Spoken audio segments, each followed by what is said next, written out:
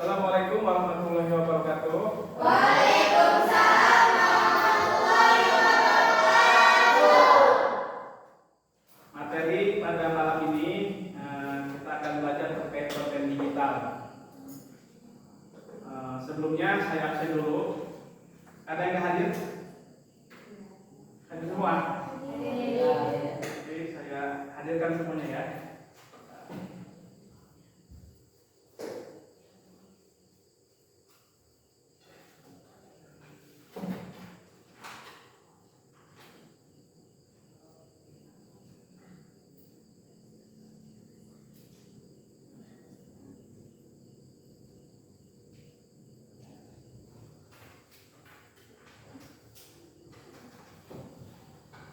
Ada yang tahu konten digital itu apa? Nggak ada. Konten tahu konten? Apa? Apa konten itu? Video. Terus? Konten itu kan isinya video, bisa video terus? Hah? Nah, dalam konten itu intinya apa intinya? Tujuan untuk bikin video itu apa? Hah? Untuk menyampaikan informasi, ya kan? Ya kan? Menyampaikan informasi kan? Kita bagi video, hai guys, kita lagi ini kan menyampaikan informasi.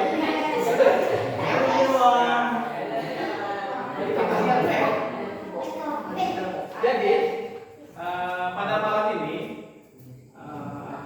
adik-adik diharapkan pertama mampu menjelaskan pengertian konten digital, yang kedua mengidentifikasi jenis-jenis konten digital, ketiga memberikan contoh nyata tiap jenis, dan keempat menyadari pentingnya konten digital. Jadi setelah belajar konten digital pada malam ini, Bapak harapkan adik-adik semua paham apa itu konten digital, apa itu contohnya, terus jenis-jenis konten digital. Jadi kita mulai aja ya. Apa itu konten digital? Jadi konten digital adalah segala bentuk informasi dalam format digital yang dapat diakses melalui perangkat elektronik. Bisa lewat HP, bisa lewat laptop, ya kan? Sekarang kan cuman semuanya itu harus ada internet, ya kan? Di sini tuh ada digital marketing, internet branding. Ya. Tujuannya adalah untuk menghibur, menginformasikan, mengedukasi, atau menarik perhatian audiens melalui media digital seperti situs web, media sosial, dan aplikasi. Nah, kalau tujuannya menghibur, mungkin kan konten digitalnya berbentuk apa? Nah, lawak ya, lawak kan menghibur tujuannya, tapi berbentuk konten digital. Kita bisa mengaksesnya lewat HP, lewat laptop. Yang penting difasilitasi ada di internet. Ya. Kalau untuk menginformasikan, mengedukasi.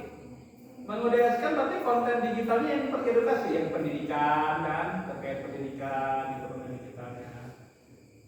Iklan masuk ke konten digital nggak? Masuk. Nah, iklan masuk ke dalam konten digital. Cuman menginformasikan, namanya marketing, ya kan? Kalau adik-adik punya produk, ingin supaya sekarang kan orang udah jarang nih ngejual di pinggir jalan, sekarang serba online semuanya. Karena ada di konten digital menginformasikan produk. Tidak perlu repot-repot, tinggal kita bikin videonya, kan? Kita upload ke medsos, baik ke YouTube, ke marketplace banyak. Ada Shopee, ada Tokopedia, kan? Nah, itu namanya berbentuk konten digital. Nah, selanjutnya bentuk dan format konten digital. Kalau bentuknya teks, biasanya diuploadnya di artikel blog. Kalau nggak e-book. Tahu blog, website? Tahu kan? Tahu nggak? Hah? Tahu nggak? Website. Jadi kalau misalkan saya punya blog nih, isinya tentang pendidikan, bicarakan semua pendidikan. Jadi kita punya pemikiran, kita tuangkan ke dalam tulisan. Nah, di-uploadnya di blog, ya, ada nanti blog. Ya. Baik di berita. Kalau berita kan di TV. Selain di TV, di mana lagi kita bisa mengakses berita?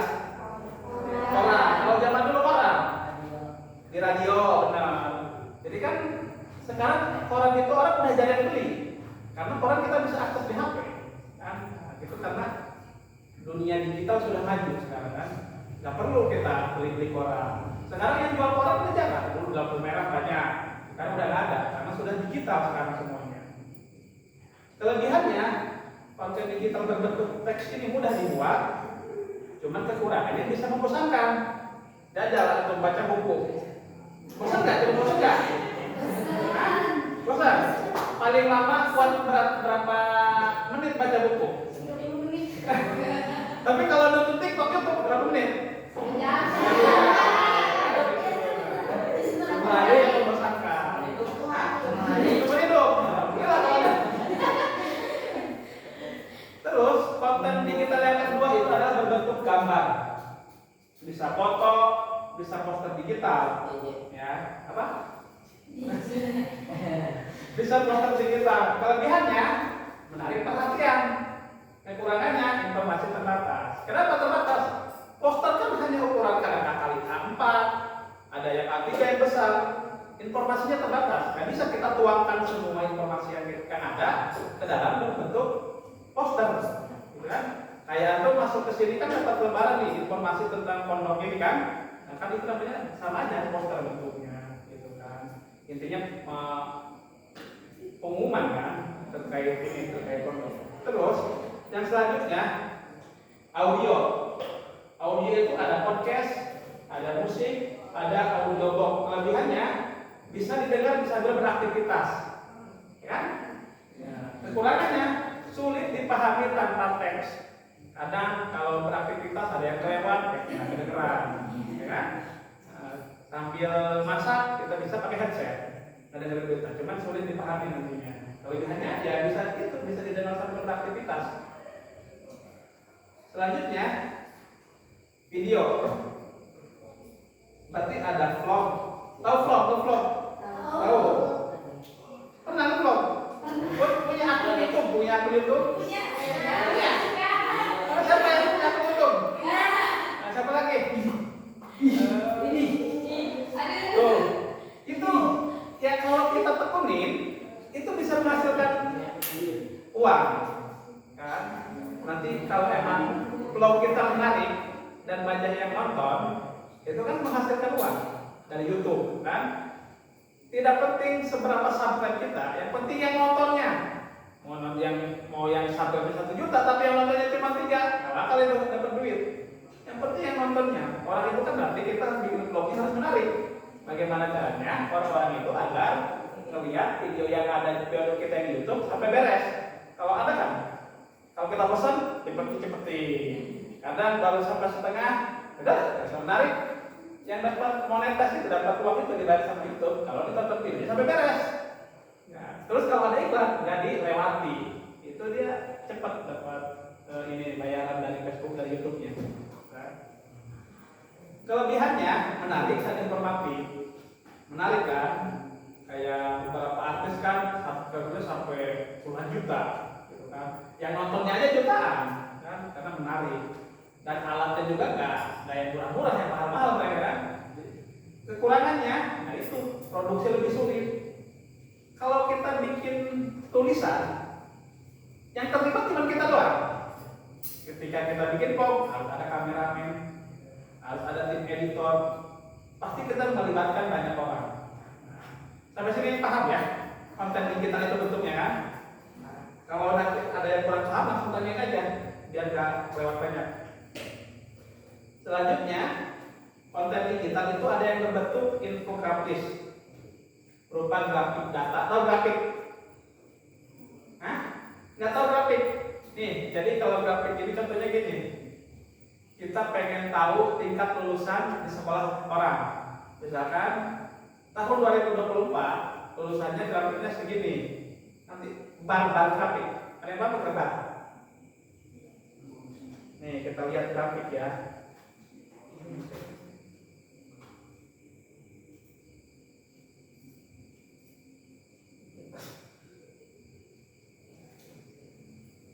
Kita lanjut aja dulu ya. Ada poster edukasi. Kelebihannya ringkas dan visual.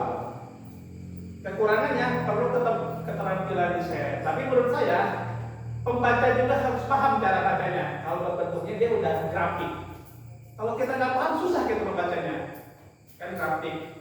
Misalkan tingkat lulusan dari tahun 2010 sampai 2025 itu ada grafiknya.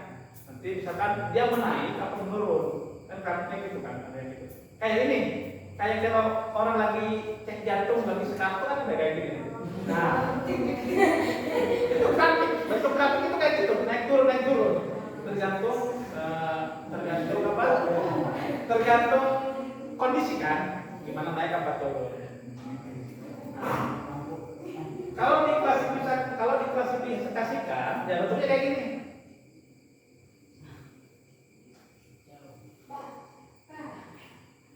Apa ini ya? Nah, kalau gambar, audio podcast, kelebihannya bisa didengar sambil beraktivitas. Ini juga saya bikin ini ya. Saya bikin labelnya. Kalau tadi kan secara ini ya. Selanjutnya, manfaat konten digital. Kalau bentuknya pendidikan, memudahkan akses belajar, e-learning, YouTube Edu. Ada YouTube Edu. YouTube Edu, isinya edukasi semua. YouTube Edu itu ya. Jadi banyak, ada sisi manfaat dan ada sisi negatifnya, ada positif dan negatifnya. Tergantung kita yang pengguna ya. Komunikasi bisa lewat WhatsApp, email, media sosial, hiburan, ada game, musik, film digital. Nah, promosi atau publikasi, ada berbentuk iklan, berbentuk promosi acara sekolah. Sekarang sekolah aja kita bisa promosi di konten digital kita. Banyak kan sering lihat, ada yang satu-satu itu udah kertas kan bentuknya kan, apa masuk gitu kan. Nah, itu sama aja. Itu bagaimana caranya untuk menarik agar calon siswa ini sekolahnya juga sekolah dia. Kemarin bikin ya PPDB di sini. Bikin. Ya. Siapa itu yang bikinnya, yang nulis kata-katanya? Tulisannya kan. Nah, sekarang ciri-ciri konten digital yang baik. Yang pertama, informatif, bermanfaat bagi pembaca atau penonton. Sekarang kan banyak konten-konten yang isinya sampah, nggak jelas, nggak perlu kita tonton amat gitu kan. Kayak nampilin kekayaan apa itu kan, nggak jelas kan. Nah, terus kreatif, unik dan menarik. Yang ketiga, mudah dipahami. Kalau teman-teman nanti ada niatan bikin YouTube, bikin vlog, ya intinya yang mudah dipahami lah. Jangan kita sulit-sulit. Terus jangan pelit-pelit. Kita ngasih informasi wisata, tapi nggak dicantumin alamatnya di mana. Itu kan pelit. Orang malas nanti nonton lagi ke kita. Biasanya beberapa orang yang bikin vlog tentang pariwisata itu sampai harga-harganya dicantumin, sampai fasilitasnya dicantumin, sampai rute aja dicantumin. Kalau kita biasa berangkat dari Banten, kalau yang ini itu dicantumin biasanya. Jadi membuat kita yang nonton lebih tertarik.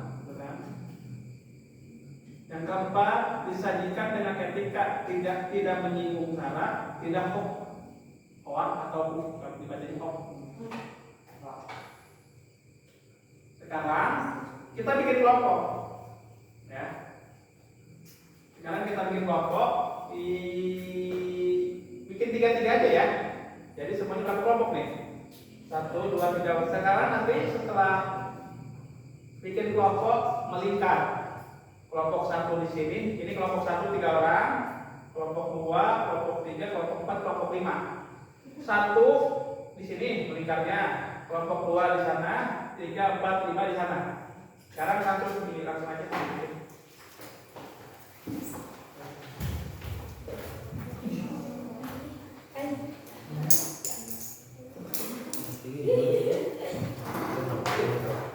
Ada sini ya? Sini aja. Ini maju sini. Terus kita yang itu. Sini ya.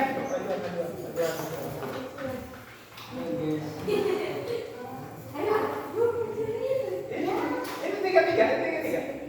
Antum 3-3 kan? Ini kelompok 1 ya. Nanti ada petanya.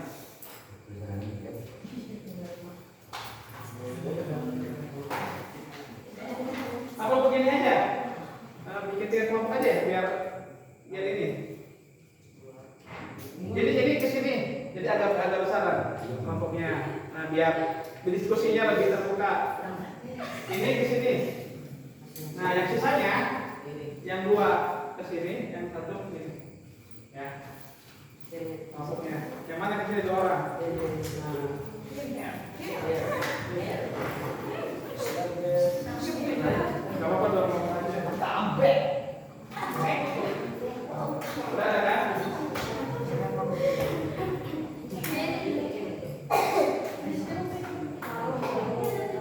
Sekarang dengerin, tugasnya nih. Tugasnya ada 2. Pertama, sebutkan. Nanti di kertas itu ditulis nama kelompoknya, kelompok 1 atau kelompok 2 ya. Terus, ini kelompok 1, itu kelompok 2 berarti ya. Tugasnya sebutkan contoh ini aja lihat di sini nanti, nggak usah ditulis. Yang nanti ditulis hasilnya di situ ya. Sebutkan contoh konten digital yang sering kalian gunakan, ya. Sering kalian gunakan apa konten digital? Kalian sering akses konten digital apa aja, ya kan? Ya, terserah. Nanti diskusikan. Nah, kalau nggak nanti diposting sampai paling banyak butuh ini nonton nggak ini nanti tulis ya. Maksimal 5 lah, maksimal minimal 3, minimal 3. Hah? Terserah ya. Yang penting berbentuk konten digital. Minimal 3, maksimalnya terbatas sebanyak-banyaknya. Tugas yang kedua, bikin konten digital sederhana. Kalau di sini kan contohnya sampai Canva dan PowerPoint. Itu kan aksesnya nggak ada ya, karena kita nggak pakai Chromebook. Bisa pakai Canva tapi ya? Bisa. Serius bisa? Bisa. Ini bisa nggak pakai Canva? Bisa. Yang ambil Chromebooknya satu-satu.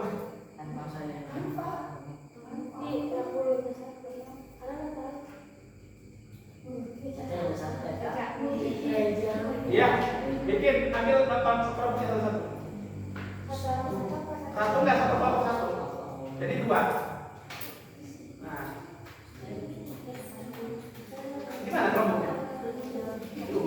Ini Chromebooknya. Oke, sampai. Ambil aja satu 2 ya. Dan kedua tugasnya bikin konten digital sederhana, poster atau poster aja ya. Posternya terkait ini, posternya terkait pondok, menginformasikan kalau pondok itu ini fasilitasnya ada ini, ekstrakurikulernya ini, dibuat semenarik mungkin posternya ya, kan? Kalau udah nanti dikirim ke email saya, ya nanti ditampilkan di sini posternya masing-masing kelompok ya, mana yang paling bagus. Oke? Ada yang ditanyain? Apa?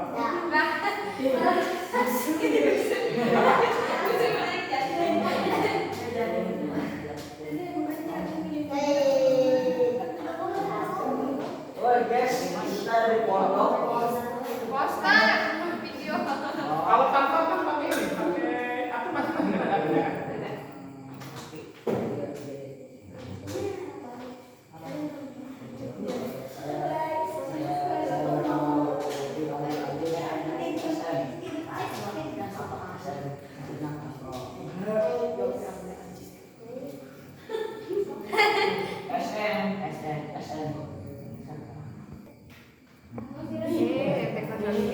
Konten di sini sering digunakan.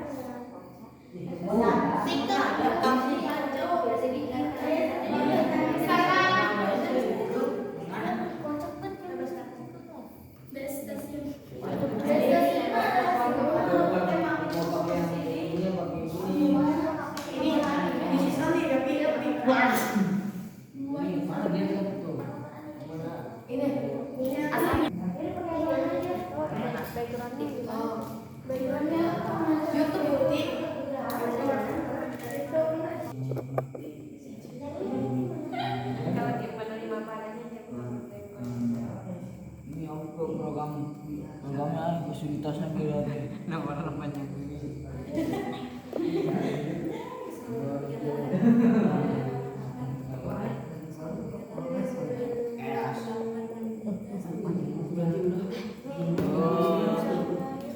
Itu kan video untuk sebenarnya.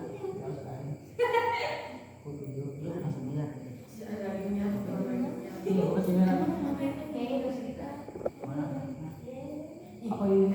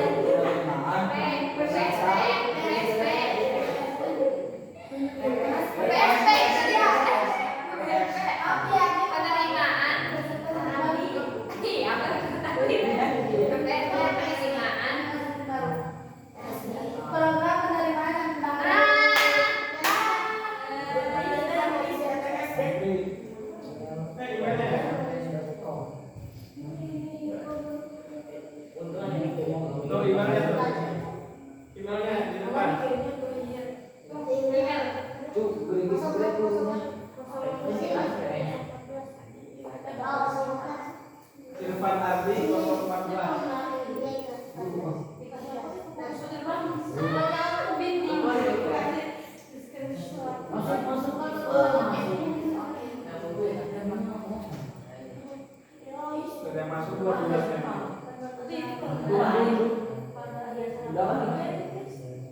Kasih nama kelompok ke subjeknya ya.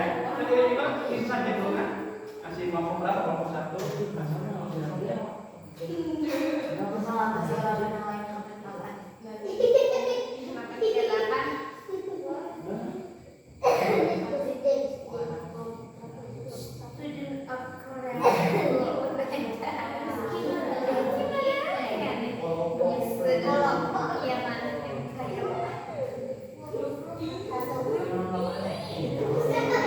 Guru besar di Kairo Fianti,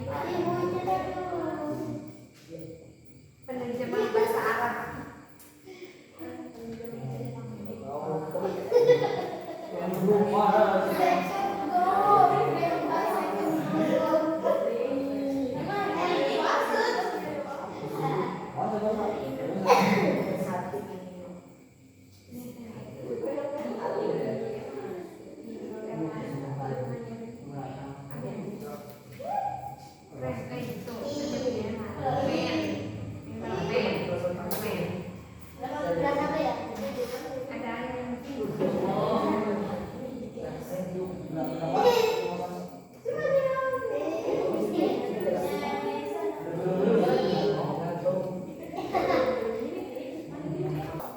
Gimana? Ada beres?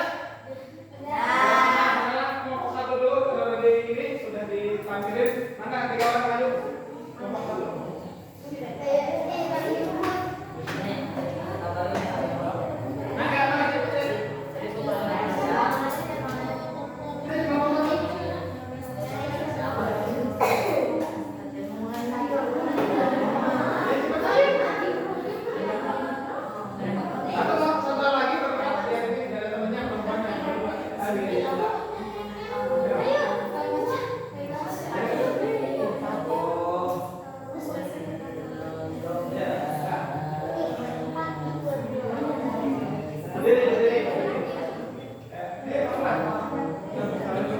Dengerin ya, dengerin. Ya. Assalamualaikum warahmatullahi wabarakatuh.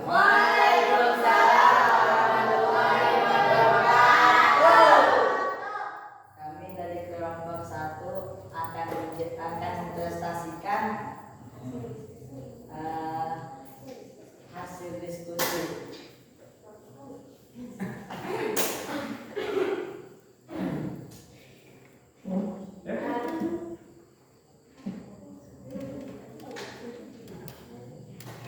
Dibaca aja, dibaca. Digital yang sering kami tonton adalah TikTok. Digital itu konten digital itu banyak ragamnya. Ya. Ada TikTok, Instagram, YouTube, WhatsApp, Thread video atau lain sebagainya. Yang sering kita tonton adalah TikTok, Instagram, YouTube, Facebook. Enggak terang, sekarang dijelasin tuh. Gimana tuh? PPDB-nya. Dilihat aja ya, Pak. Ini contoh, ini tuh dari IG.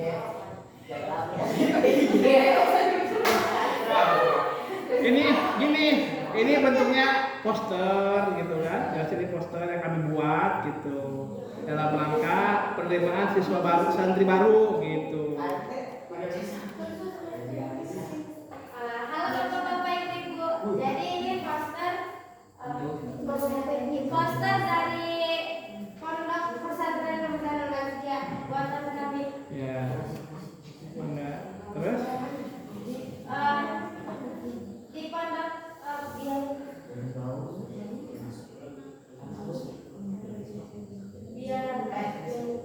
Apa? biar Atas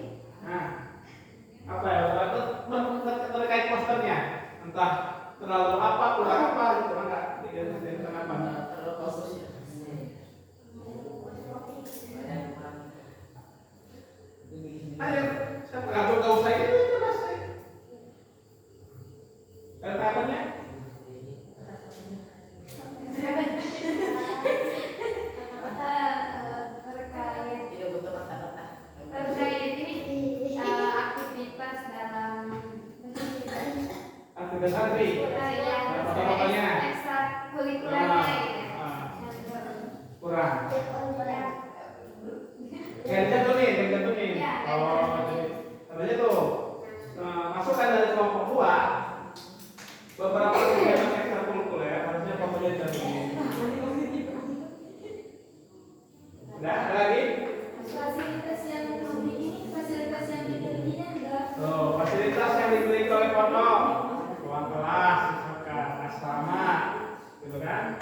Itu. Ada lagi? Udah? Udah? Udah ya? Nah, sekarang kelompok 2. Siap-siap, nanti kelompok 1 juga tentang apa? Terkait konsep kelompok 1 dan lain-lain.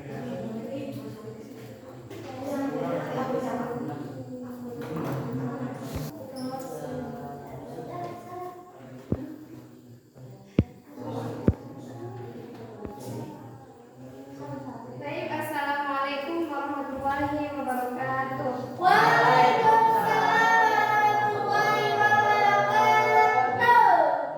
Baiklah, perkenalkan kami dari kelompok 2 ingin mempresentasikan tentang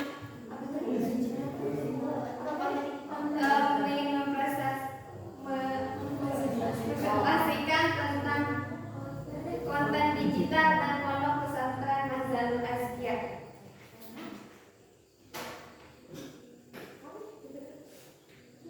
Baiklah, kami akan menjelaskan tentang konten digital. Konten digital adalah konten yang memberikan informasi melalui digital atau berbasis internet. Dan ada beberapa konten digital yang sering digunakan seperti TikTok, Instagram, PlayStation, YouTube, vlog-vlog, CapCut, dan Alimutkia, dan WhatsApp.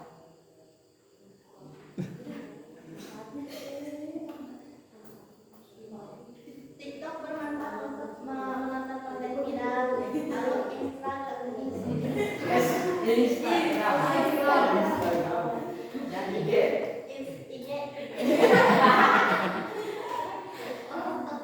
menonton poster berita, Instagram untuk menonton anime, drakor drama Korea, Kamput, edit video, Alimutkia foto, dan WhatsApp,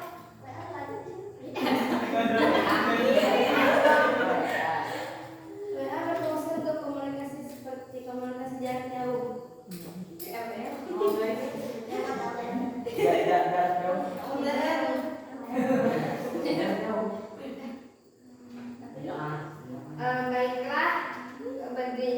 Baiklah para bapak dan ibu sekalian, di sini berdirinya saya di sini ingin menginformasikan tentang pondok pesantren Mazharul Azkia. Nah, kebetulan pondok pesantren Mazharul Azkia sedang mengadakan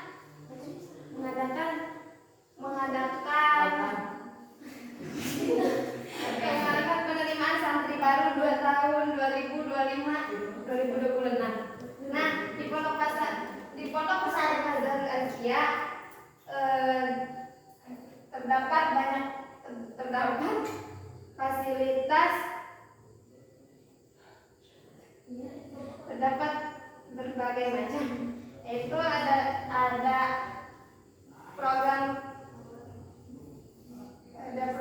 dalam pembelajaran, pada keahlian, yaitu ada dalam teknik komputer. Nah, berhubung kita di zaman digital, di zaman yang sudah canggih, maka dari itu pondok pesantren Mazharul Azkia menekankan untuk lebih bisa dalam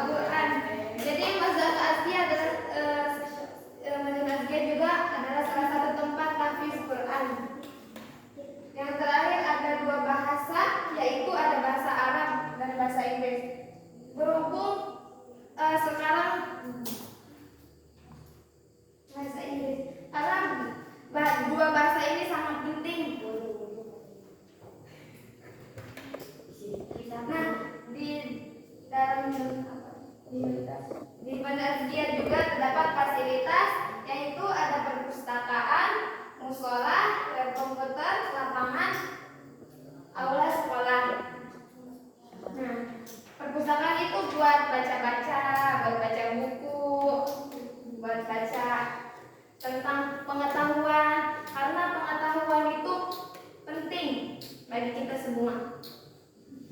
Musola itu untuk sholat. Nah, kalau lapangan itu kita lapangan tuh buat olahraga, buat main futsal, buat badminton, buat apalah segala berbentuk olahraga ya. Nah, syarat pendaftaran di sini harus mengisi formulir pendaftaran. Jadi ketika kita masuk, kita harus mengisi formulir atau data persentase diri kita ya. Gerakin kayak ya.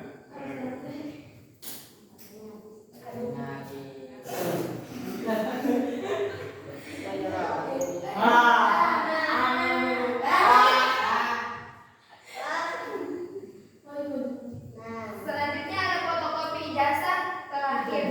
Ijazah. Jadi fotokopi ijazah itu ya dari SD. Ada selanjutnya ada fotokopi kakak, kartu keluarga yang kamu tahu singkatan dari kakak itu adalah kartu keluarga. Dan akte kelahiran tanda bukti kita lahir di dunia ini.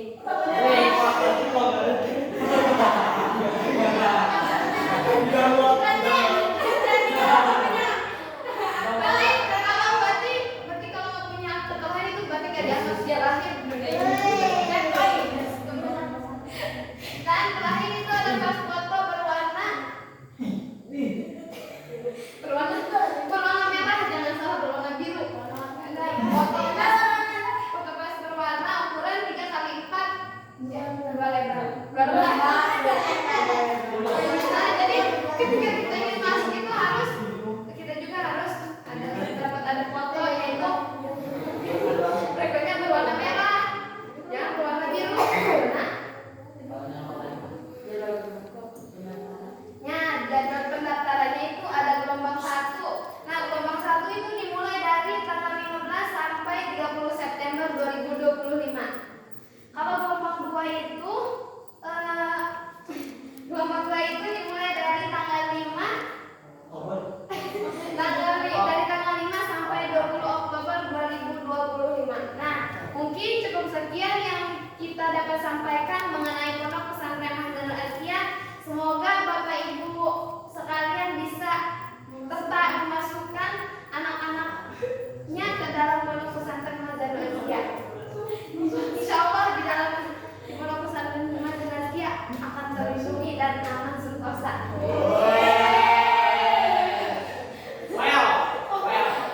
Jangan lupa masukkan anak-anaknya ke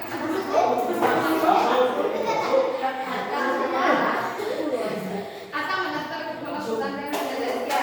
Baik, mungkin cukup sekian dari kami. Kurang lebihnya mohon maaf. Assalamualaikum warahmatullahi wabarakatuh.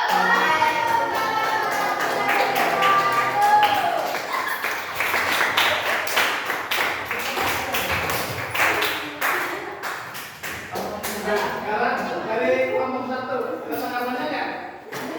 Hah? Pengalamannya. Tuh, apa lagi ada? Belum harus ada nggak? Nggak apa-apa, bilang aja.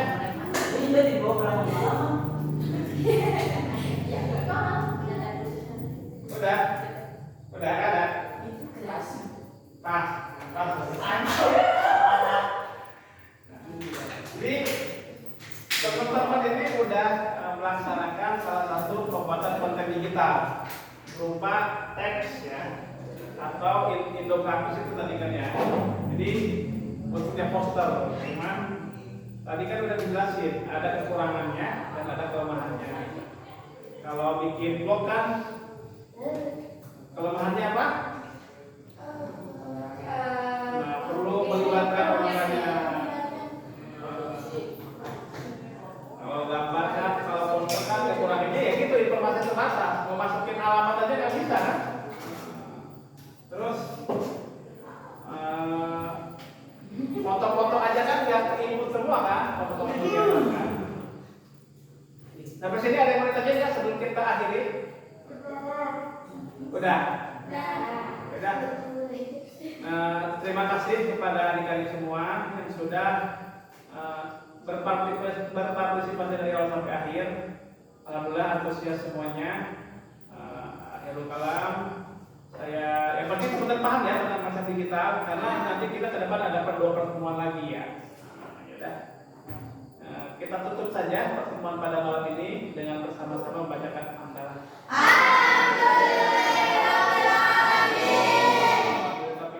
Wassalamualaikum warahmatullahi wabarakatuh.